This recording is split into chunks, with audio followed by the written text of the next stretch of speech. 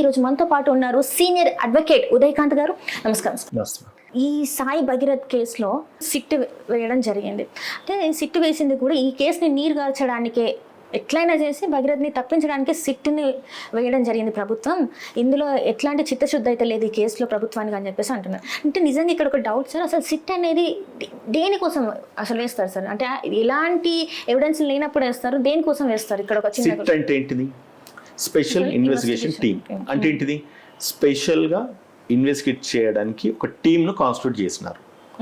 In general process కంటే కూడా తరోగా, అప్రోప్రియేట్గా, ప్రాపర్గా, యాక్యురేట్గా కేసును ఇన్వెస్టిగేట్ చేయడానికి ఒక సుపీరియర్, ఒక ఐపీఎస్ ఆఫీసర్ని ఎంగేజ్ చేసేసి ఈ యొక్క కేసును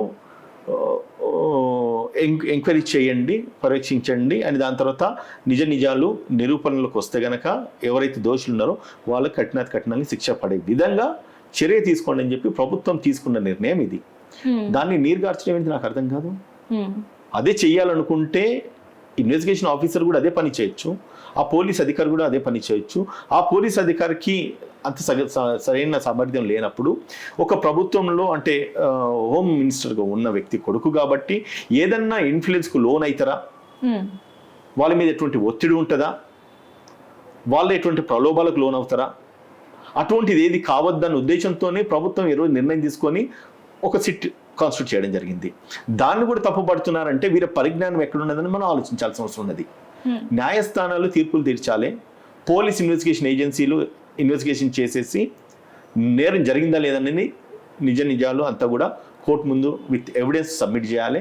సబ్మిట్ చేసిన తర్వాత నేరం జరిగిందన్నప్పుడు న్యాయస్థానాలు తీర్పులు తీర్చాలి. దానికంటే ముందు మీడియా ఛానళ్ళు, పొలిటీషియన్స్, ఆపోజిషన్ పార్టీసు, లీడర్సు అందరూ కూడా ఇద్దరి మధ్యలో జరిగిన ఇన్సిడెంట్ని ఇంత ఎగ్జాగరేట్ చేసేసి మొత్తం సిస్టమ్ యొక్క పొరపాటు అని చెప్పేసి వాళ్ళు బిహేవ్ చేస్తున్న బిహేవియర్ని మాత్రం ఎవరు కూడా హర్షించారని చెప్పి తెలియజేస్తారు.